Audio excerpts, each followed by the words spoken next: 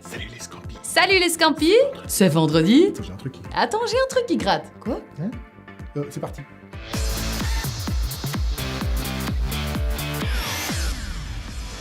Et cette semaine, on ira faire un petit tour sur le Bon Coin pour parler recrutement. On vous parlera de la nouvelle première règle du recruteur et enfin comment réussir son CV à l'ère du numérique.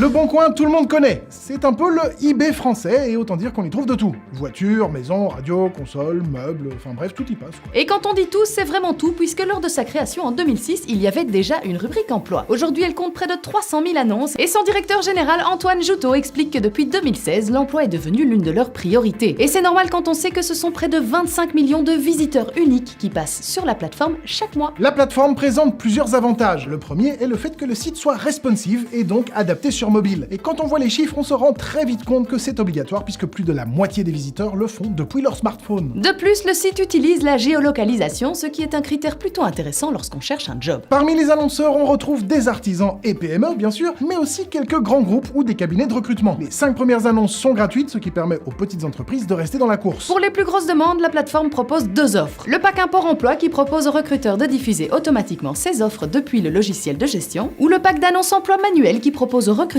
qui ne disposent pas d'un logiciel de diffusion de déposer manuellement, simplement et rapidement leurs offres d'emploi depuis un espace professionnel. Ils pourront ensuite gérer la réception des candidatures selon leur choix, sur leur site internet, leur espace carrière ou sur une adresse mail dédiée. En 2015, Le Bon Coin rachète Kudos, une start-up qui propose des offres d'emploi cadre directement sur mobile. Et on est très loin d'un achat compulsif puisque la volonté du Bon Coin, c'est de lancer un incubateur de start-up à partir de 2017. Eh oui madame, rien que ça.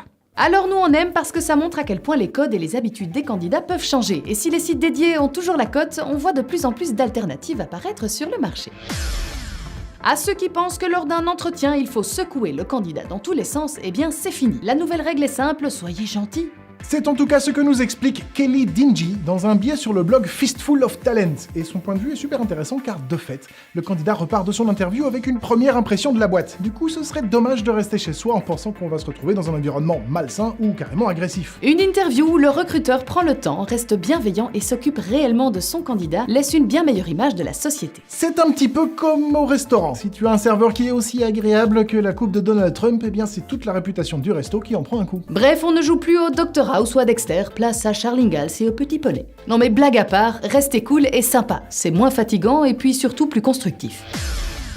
Beaucoup de recruteurs impriment encore les CV. Oui, mais seulement ceux qui les intéressent en fait. Nina Godard nous explique comment faire sortir le vôtre du lot, et en particulier votre CV numérique. D'abord, veillez à bien choisir votre police. Non, Pauline, pas le mec avec son képi. Non, pas celui-là.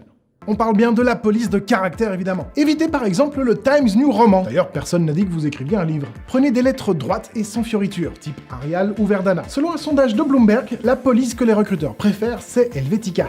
Veillez aussi à envoyer le bon format. Le plus simple et le plus professionnel d'ailleurs aussi, c'est d'envoyer son CV en PDF. Au moins ça fige la mise en page parce que sous Word par exemple, il y a un risque en ouvrant le document, le recruteur ne voit pas tout à fait la même chose que vous, si vous voyez ce que je veux dire. Remplissez votre CV de mots-clés. D'abord parce que c'est votre CV et pas votre lettre de motivation. Et puis si vous voulez avoir des chances de tomber dans les résultats des recherches de recruteurs, eh bien c'est toujours mieux de réfléchir aux bons mots à utiliser. Et l'entrepreneur Stéphane Boucris recommande les termes mobilité et management par exemple. Réactualisez votre CV en ligne régulièrement. Bon, d'abord parce que c'est toujours mieux de renseigner des informations à jour, mais aussi parce qu'une page qui ne bouge pas est une page qui ne remonte pas dans les résultats de recherche Google. Nina Godard nous conseille aussi de documenter généreusement son CV en ligne. À la différence de la version papier, vous n'êtes pas limité à 1 ou 2 pages sur le web. Et ça, quand même, c'est cool. Et enfin, n'oubliez pas la photo. Elle n'est pas indispensable sur la version papier, mais elle est obligatoire sur le web par contre. Et si vous avez d'autres médias, des vidéos, photos de vous en action, mettez-les aussi. Ce serait dommage de se priver quand même. Enfin, n'oubliez pas que vous êtes dans le cadre professionnel quand même.